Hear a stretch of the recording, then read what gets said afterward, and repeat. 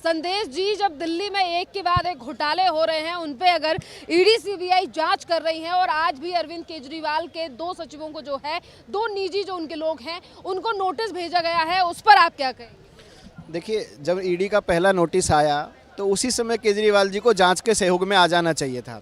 आप ईडी जैसे संस्थान को अगर बार बार आंखें दिखाएंगे और बार बार उनके नोटिस को अगर आप नज़रअंदाज करेंगे तो क्या होगा। मान लीजिए ईडी कोर्ट चली जाती है और ईडी ने कोर्ट में जाके कहा कि भी अरविंद केजरीवाल जांच में सहयोग नहीं कर रहे हैं। आपको खूब अच्छे से पता है, आपकी पार्टी के हर व्यक्ति को पता है, आपके हर नेता को पता है, आपसे जुड़े हर अधिकारी को पता है कि शराब घोटाला कितना बड़ा घोटाला, जो पॉलिसी आपने बनाई शुरू से ही, वो शुरू से ही आपने प्लान करके बनाई। लेकिन कोई भी जांच एजेंसी हमेशा स्वतंत्र होती है और जब जांच एजेंसियां स्वतंत्र होकर काम करती हैं तो वो जांच के दायरे में सबको आना पड़ता है। आज मान लीजिए केजरीवाल जी के निजी सचिव आए हैं दायरे में, आज 8 जगह जो है तकरीबन 10 जगह ईडी की छापेमारी चल रही है। अब प्लान क्या है? जेल से सरकार चलाने का प्लान है। आप कैसे कहते हैं कि हमको जेल से सरकार चलानी है? यानी कि आपको पता है कि देर सवेर आपको जेल जाना है। तो किस प्लानिंग के आधार पर आप ये काम करते हैं? इस तरह के बयानबाजी अगर मान लीजिए केजरीवाल या आतिशी जी या उनकी पार्टी का कोई भी व्यक्ति करता है तो किस आधार पर करता है? आतिशी सिंह तो ये कह रही हैं कि दबाव में जो है वो लोगों से गवाही दिलवाई गई है सिर्फ फंसाने के लिए।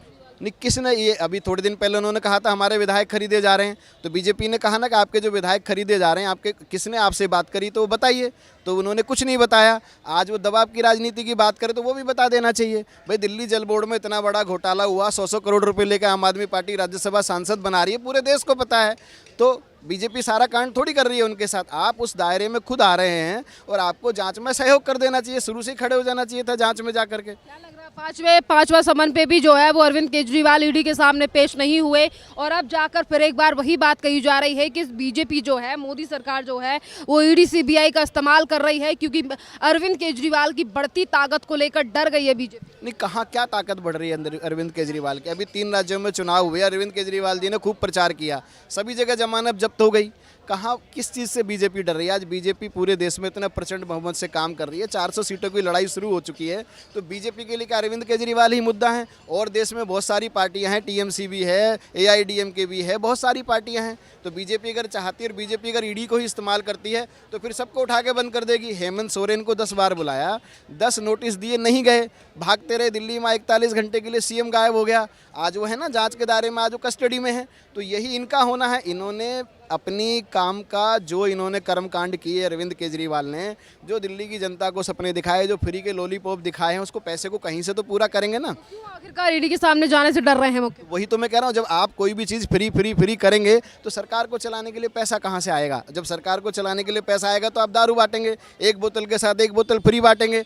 तो दारू के जो रेवेन्यू से आप सरकार की चीज़ों को पूरा करेंगे सिर्फ लोगों के वोट के लिए। भाई, भारत सरकार जो है फ्री की योजना को अमल में नहीं लाती। और फ्री का मतलब क्या होता है? आज अगर आप इतना बड़ा दायरा, आपने तो शराब घोटाला इतना बड़ा किया तो बीजेपी ने कहाँ से गलत गवाह पैदा कर दिए। तो आपको अपनी कार्यशैली को समझना चाहिए और आपको ये देखना चाहिए कि हमने क्या कांड किए हैं और ये हमारे सामने सब आ रहे हैं। तो आपको जांच में खड़ा हो जाना चाहिए तुरंत जाके। वो कहते हैं हमारी पार्टी को फंसाने की कोशिश की जा रही है। तुम्हारी पार्टी कितनी बड़ी पार्टी, को राष्ट्र की पार्टी थोड़ी है, को राष्ट्र लेवल पर चुनाव थोड़ी लड़ रहे हैं। तो राष्ट्रीय पार्टी अगर आप हैं तो आपको फंसाने के पीछे बीजेपी का मकसद क्या है? आप ईडी का अगर पहला समन आता है, एक आम आदमी के घर पे कोर्ट का नोटिस आता है, पता है ईडी ने किस हैसियत से बुलाया है? पार्टी के संयोजक से, नेता से, मुख्यमंत्री, तीनों हैसियत से चले जाना चाहिए ना। आपके घर अगर एक समन आता है, आप ही के पास अगर कोई समन आता है तो आप क्या ये पूछेंगे कि जज ने मुझे किस हैसियत से बुला? आप समन आया, आप जाइए, अपनी बात रखिए। तो बिल्कुल चीज़ें क्लियर हैं। आप ईडी जैसे संस्थान को, जिसका काम देश के भ्रष्टाचार के ऊपर काम करना है, अगर आप उसको आंख दिखाएंगे और आप उसी को अवॉइड करेंगे और आप उससे पूछेंगे मुझे किस हैसियत से बुला रहे हैं, तो क्या होगा आपके साथ? आज ईडी ने कोर्ट का दरवाज़ा खटखटाया ना, यानी कि आपने मजबूर किया उनको कोर्ट जाने के लिए। तरीके से हेमंत सोरेन की गिरफ्तारी जो है वो भी कई समनों का जवाब देने के बाद जो है वो उनकी गिरफ्तारी हुई। तो क्या लग रहा है कि अरविंद केजरीवाल के भी साथ कुछ ऐसा ही होने वाला है? क्योंकि वो हमेशा कहते हैं कि विपक्ष को जो है वो डराने की कोशिश की जा रही है क्योंकि लोकसभा चुनाव में इंडिया अलायंस को देखकर मोदी सरकार घबरा चुकी है क्योंकि उन्हें पता है कि अस्तित्व की जमीन नहीं है उनकी। नहीं, इंडिया अलायंस है कहाँ? कौन है इंडिया अलायंस में? आप बताइए। इंडिया अलायंस तो जिस दिन नीतीश कुमार को प्रधानमंत्री का उम्मीदवार मानने से कांग्रेस पार्टी ने मना कर दिया, उस दिन इंडिया अलायंस खत्म हो गया था और वो धीरे धीरे सब बिखर गए। और नीतीश कुमार चले गए, ममता बनर्जी चली गई, ये खुद लोग दोनों राज्यों में से पंजाब और दिल्ली दोनों राज्य इन्होंने अलग कर लिए।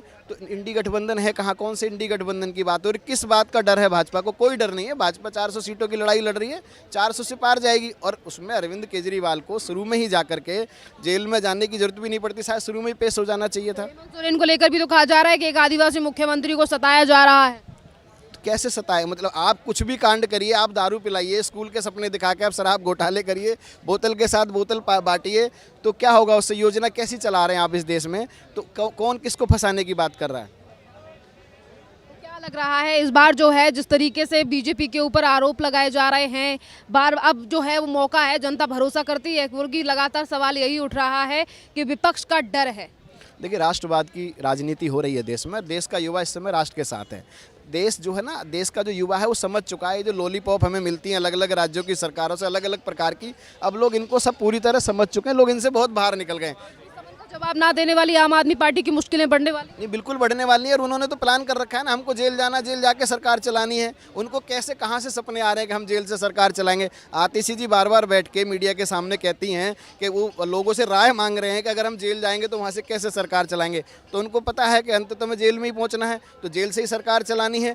तो अरविंद केजरीवाल बार बार ईडी के समन का उसको सामना ना करने की वजह से वो अपने आप को ये दिखाने की कोशिश कर रहे हैं कि मेरे साथ अत्याचार हो रहा है, और अत्याचार का वो फ़ायदा उठाने की कोशिश में, जो संभव नहीं है। अब लोग सब जान चुके हैं कि अरविंद केजरीवाल ने क्या किया है। तो क्या लग रहा है, स्वराज लाने की बात करने वाले मुख्यमंत्री आज अगर उन्हीं की पार्टी कह रही है कि जेल से सरकार चलाएंगे, तो ऐसे लोगों पर जनता भरोसा करेगी? क्योंकि देखिए अभी लोकसभा के चुनाव हैं, पर 2025 में जो है वो विधानसभा भी है।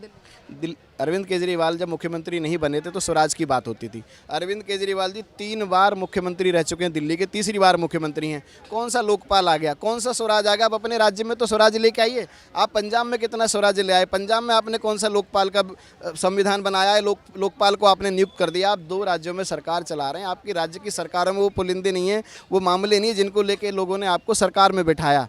आप कौन सी पॉलिसी की बात करेंगे फिर इस देश में? बहुत बहुत धन्यवाद संदेश जी। इस बार जो है वो एनडीए 400 पार और बीजेपी जो है वो 370 पार। क्या माहौल लग रहा है इस बार? नरेंद्र मोदी ने जो कहा है पूरे कॉन्फिडेंस पे कहा, गारंटी से कहा है। जो उन्होंने बोला ऐसे होके ही रहेगा। जनता के जिन्होंने काम किए हैं, जनता के लिए सेवा करी है सही मानों में, विदेशों में भी सेवा करी है, तो आपका 400 का वो पार कह रहे थे, पर उनका 375 तो मुझे चाहिए चाहिए। विपक्ष कह रहा है कि ईवीएम सेट करने की तैयारी है बीजेपी की, इसीलिए जो अब हम तो विपक्ष को कहते हैं हर बार वीएम का रोना रोते हैं। आप जहाँ भी ईवीएम से आप जीते छोड़ दो, इस्तीफा दे दो, कह दो हम तो उसमें जाओ, आप न्यायाधीश के पास जाओ, सुप्रीम कोर्ट जाओ, ये हम नहीं मानते ईवीएम को, हम दोबारा चुनाव करना चाहते हैं बैलेट पेपर से। दोबारा करना चाहते हैं। क्या लगता है जनता भरोसा कर रही है इस बार मोदी सरकार? जिनका रोना ईवीएम है तो जनता उन पर कैसे भरोसा कर सकती है? जो एक बेजुबान मशीन है जो बोलती नहीं है, उस पर आरोप लगाते हैं, तो इंसानों पर कितना आरोप लगाते होंगे ये?